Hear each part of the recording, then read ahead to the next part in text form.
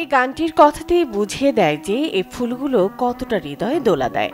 বসন্তের শুরুতেই যেন প্রকৃতির ভালোবাসার কথা জানান দিতে হেসে ওঠে পলাশ। প্রকৃতির এই অপরূপ রঙের সাজ দেখে যেন চোখ জুড়িয়ে যায়। ঋতুরাজের রূপ দেখে প্রকৃতি প্রেমী, প্রেমিক প্রেমিকা সহ মোহিত প্রাণীগুলো মেতে ওঠে মিলনের আনন্দে। তবে পলাশের আগুন ছড়ানো রং প্রেমিক মনে দাগ কাটে। বসন্তের সময় পলাশ বা শিমুলি ফুলগুলো যখন নতুন করে ফুটে ওঠে, আমাদের আসলে জানান দেয় প্রকৃতিতে নতুন কিছু আসছে। সবসময় তো সুযোগ হয় না যে আমরা ঘুরতে বের হব বা বাইরে বের হব, এই ওকেশন থাকলে সুযোগ হয়। আর এইসব দেখলে তো আসলে মন রঙিন হয়ে যায়। বসন্ত এই জন্য তো ঋতুরাজ বলা হয় বসন্তকে।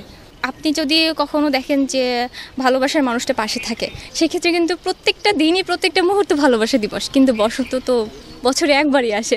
পলাশ শিমুল ফাগুনকে বরণ করার জন্যই আসে, আর এইভাবে তো গোলাপ ফুল অন্যান্য ফুলরা আসে।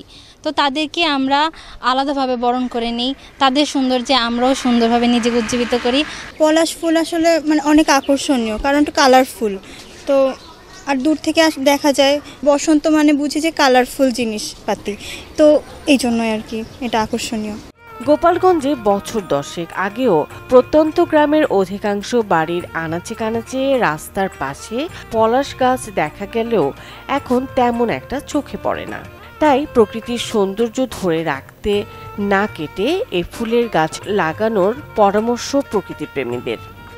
এখন এই বর্তমানে পলাশ ফুল খুবই রেয়ার আমাদের কাছে দেখা যাচ্ছে। আমরা পলাশ ফুল খুব কমই আছে। প্রকৃতি থেকে তীব্র গাছ কাটা, প্লাস দেখা যাচ্ছে আমাদের গাছ না লাগানো, আগের মতন অনেকে ফুলকে সেভাবে প্রাধান্য না দেওয়ার কারণে আমরা এই গাছগুলোকে আমাদের মাঝ থেকে হারিয়ে যেতে দেখছি। বন যে পরিমাণ উজাড় হচ্ছে, প্লাস আমাদের বাংলাদেশে যে পরিমাণ জনসংখ্যা বাড়তেছে, এই কারণে প্রতিনিয়ত গাছ তো কাটতেছি। তো আমাদের উচিত এই সৌন্দর্যের যে গাছটা পলাশ ফুল, এটা ধরে রাখা, আর আমাদের বেশি বেশি করে গাছটা লাগানো উচিত। আধুনিকতা আর নগরায়নে পলাশ গাছ কেটে ফেলায় আর বীজ বপন না করায় এসব গাছের অস্তিত্ব এখন হুমকির মুখে। যেগুলো সৌন্দর্যবর্ধক গাছ, সেই গাছগুলো আস্তে আস্তে দিন দিন হারিয়ে যাচ্ছে। এইটার জন্য আমাদের আসলে সচেতনতার দরকার যে একটা এলাকা কিংবা যে কোনোভাবে প্রকৃতিকে সাজাতে হইলে কয়েক ধরনের গাছ দরকার। সেই দিক থেকে সামনে সবার কাছে আহ্বান করব যে সামনের পৃথিবী হোক নির্মল প্রকৃতির পৃথিবী। বৈশ্বিক দূষণ আর জলবায়ুর বিরূপ প্রভাবের ফলে ধীরে ধীরে প্রতিটি ঋতুই হারাচ্ছে তার নিজস্ব বৈচিত্র্য আর সৌন্দর্য। প্রকৃতির স্বরূপ ফিরিয়ে দিতে প্রয়োজন ব্যাপক বৃক্ষরোপণ, এমনটাই মনে করেন গোপালগঞ্জবাসী।